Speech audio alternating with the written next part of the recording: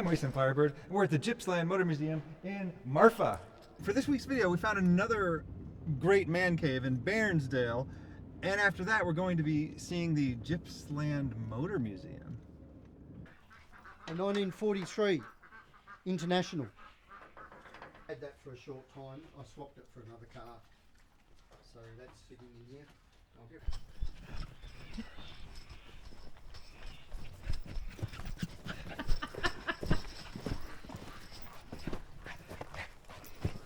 Started it now.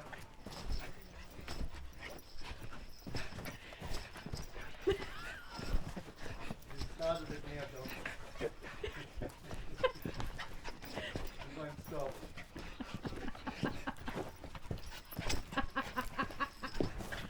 Well, what's this thing here though first? That's an XB sedan. Ford Falcon That's a XB. Ford Falcon XB. That's a parts car. I've got another car inside the shed. So you put this thing on a trailer and you Yeah, take it all over the place. Yeah, its last trip was Foxy Clips. What an awesome weekend that was. So you took it all the way to Perth. We took it all the way to Perth. He's getting the mic.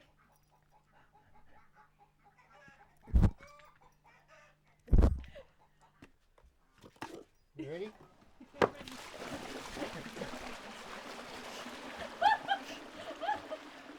I love keeping memories of events we went to, and that's my Poxeclips wall and crossing the Nullarbor. This is my Wasteland bike I'm building. I've just built all this for the back to put. I've got to build a sissy bar. This is a Yamaha Virago, but I've got a lot of little cop lights. I got a lot of little bits and pieces to add on to it. I'll probably add something like these on the front. I gave one to the charity at the Mad Max 45th, and I gave the other one to Kev with the Mad Max cars. That was in Silverton for his museum in Perth. So I came home and I had enough spark plugs, so I made another one. My little workshop here, I've got all my folders and plenishes and bits and pieces. My guitar, one of my guitars there, and a Marshall amp I bought. This is my little area, and I've got my massage chair, my heater. Winter time, I can work out here, get the heater going. It's the man cave. It's got lots of stuff. It's got a here. boom box. I like that. That's an old school one. Old school one. Little Mad Max stuff. All that. All them. I don't think you can buy those anymore. Oh, One sweet. thing I've got here is, you're going to love, it's a Mad Max ring. Nice. This is a around the 48 to 50s Austin A40. And this is a running vehicle. I'm just doing a water pump at the moment, and I've got the rims all over there. I've got to paint the rims, and the tyres are all up there. I bought brand new tyres for this. This is my little A model. I've had this for a few years now. I bought it as a running vehicle, but I had all the blower rebuilt. I painted it. I've just modified all the doors and everything. And the tractor seats, I just fit all the tractor seats in. That's only been finished about 2 months ago. I'm making a steering wheel. That's a flex plate off a 6-cylinder Holden with a bit of chain, which I got off the guy who originally built this car. I like all the gauges mounted directly to the engine. Yeah, that's vacuum gauges. They all work. All the temperature gauge works and everything. But this is a 302 Windsor, blown. I just painted it red, then painted it black, and then you just sand it down and exposes a bit of the red. And it's a bit of a doozy of a project, but this is the XB here. Yeah. I didn't even see there Didn't was even see it. Yeah, didn't even see that there was a car it's here. an XB sedan. Everything is just so packed in And here. that's the engine for it and all that. And I've got boxes and boxes of parts and bits and pieces. I've got all the rust repair panels, everything to do all this. I just haven't done it yet. When you have so many projects going on at the same time, how do you decide which one you're going to work on? I work on a bit of everything, but at the moment I'm trying to finish this. Photos from 2009, which was the Road Warrior event. There's a few photos from there. There's Carl, Liam Felton. There's a few, us with Vernon Wells down there. Just my little paint area. I can put the sides down and Okay. I can paint stuff in here. This is a little Mazda, 82 Mazda. It's Holden 6 in it. It's engineered. I bought this as a project, so the tray is on the other vehicle out the front. Oh, this is Foxy Lady. Foxy Lady. This is a historic panel Yeah, van? yeah. This is we've come from Brett's place, and it was Brett's fault that I bought this. But it's fantastic having an icon, this famous Australian van.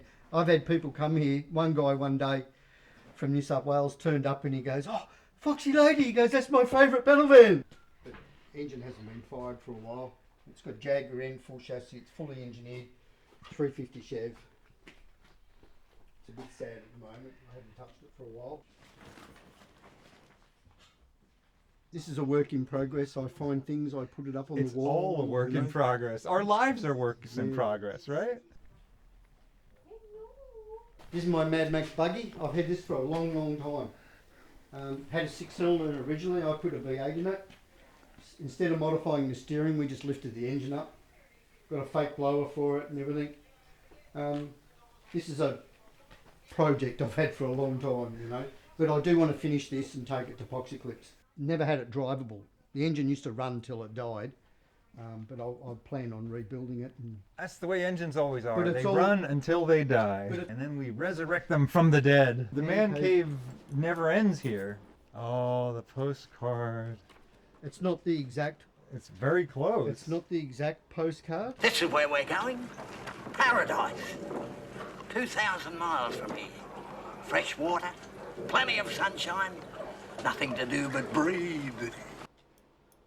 That's what we've got. Look at the seat on this thing. I was going to show Look you at the seat. Yeah, that was. I had that in the Maffrey Museum last year. For Look at these ski boot things. the which? What are these things for the snow? Those boots? No, they're there. You put them on your feet and you bounce up and down. Oh, You bounce. And they're very hard to. Very hard to watch. I'll show you something very. I bought this. I think we need to try out the bouncy boots. No, I don't think you need to. Every gun box he makes, he puts a picture on the back of the top cover. Right? So,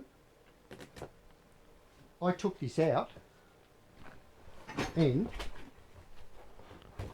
look what was in the back of that. Thank you for showing Mhm. this amazing place to us. I guess we must proceed on our way now. To Wood End. Picnic at Hanging Rock. Yeah, yeah. Next episode, Picnic at Hanging Rock. geez, Wasteland Firebird. I guess this is the end of the video. Wait, hang on. Oh, gee, crocky, Wasteland Firebird. This must be the end of the video. No, The outro. Oh, it's not. It's not. We're at the Gippsland Motor Museum in Marfa. Mafra. Screw this old stuff. I like the 70s. I like the 60s. And I have to admit, I kind of like the 80s too. Sandman. Super cool Jeep thing. Willie's wagon.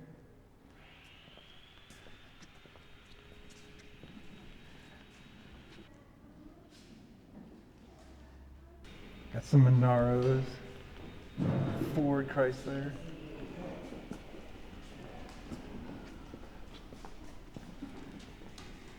Skyline. Escort Mexico. Mexico replica. I hear they're kind of rare. This is Ron Harrop.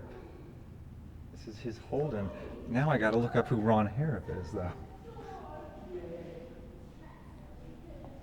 It has had quite a few engine modifications made to it. And here we have a bunch of motorcycles.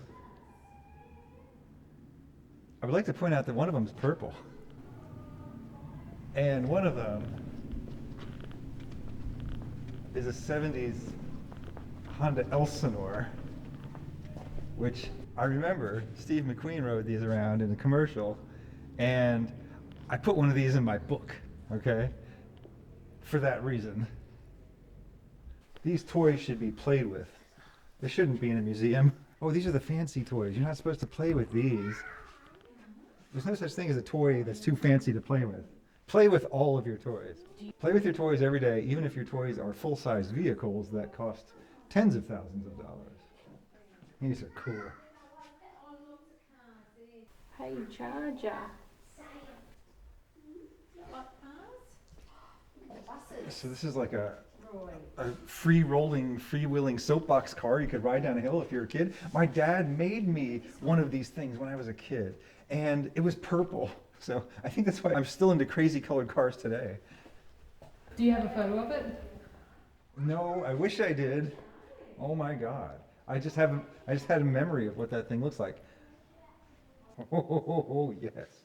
We've seen that car for real. The reason they used the copper in the filming is because he was going to be driving through the snow and the copper paint showed up against the snow better.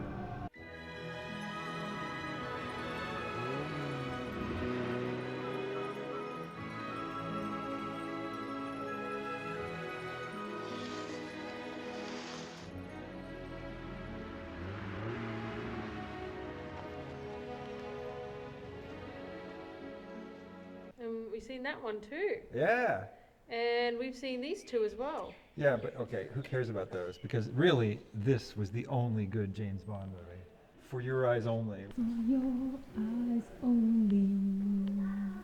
Now that is what you tour a museum in. There was a bottle shop. It's still there, but it's now a BWS.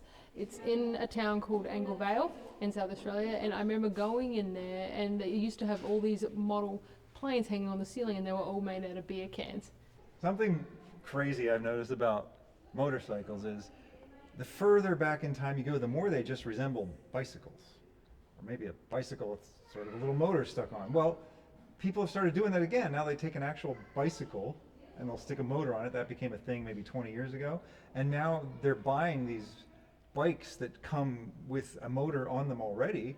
And sometimes these motors are powerful electric motors, and people are riding these things that they think are bicycles at extremely high speeds down sidewalks, endangering pedestrians. And so it's like we've kind of gone full circle here. We started with bicycles, then we put motors on them, and then at some point we took bicycles and put motors on them again. And there's sort of a limbo land right now with regard to the laws regarding these motorbikes that are actually thought of as bicycles. I would look so good in this. They should pay me to come in and just stand here modeling this all day long. Can you show me your model face?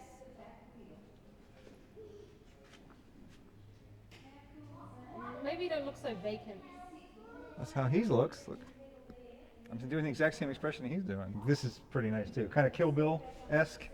In today's episode, we'll be talking about this yellow jumpsuit. You probably recognize it from Kill Bill, but did you know that it actually popped up decades earlier on the back of one of the most legendary martial artists of all time? Suzuki shirts. You're not supposed to touch the museum exhibits.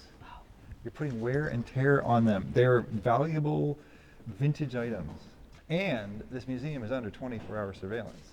So the police may already be on the way. They may already have a photograph of you breaking the law, touching the exhibits. It's nice knowing you, camera operator. If you would like to be a camera operator for my channel, please let me know, because my current camera operator is in prison. I don't think I realized that Austin Healey's could be so beautiful. Looks like a Ferrari. Oh, Subaru Brumby in the USA. Let's call it a Subaru Brat. And they were much less common.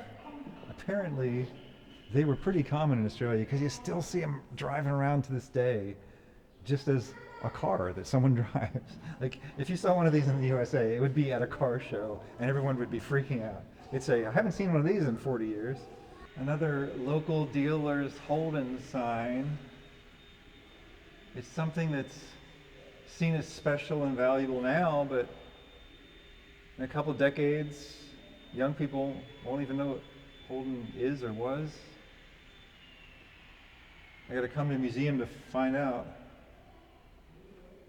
It's kind of hard to appreciate the fact when you come to a museum that all the people that made these cars and owned these cars and drove these cars, and the people that are in these photographs, and the people that worked in the buildings where these signs were out front, these were real people with real lives, lives that might have lasted 80, 90 years. And all the things they cared about those things as much as you care about the things in your life.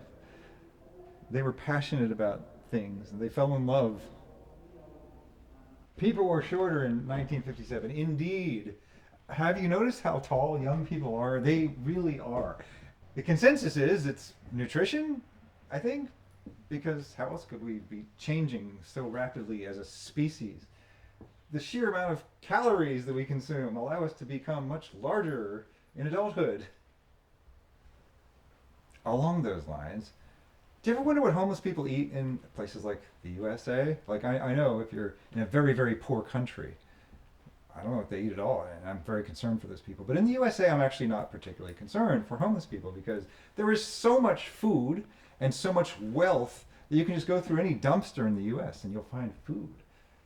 What made all this plenitude possible? It's worth asking. It's only been since the 20th century, and only in the USA and a few other Western countries where we've had this much wealth.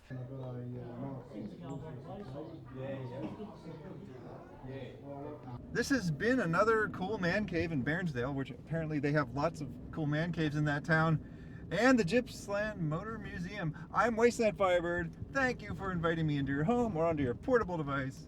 Have a good night. Thanks to Bad Skilly for the camera work.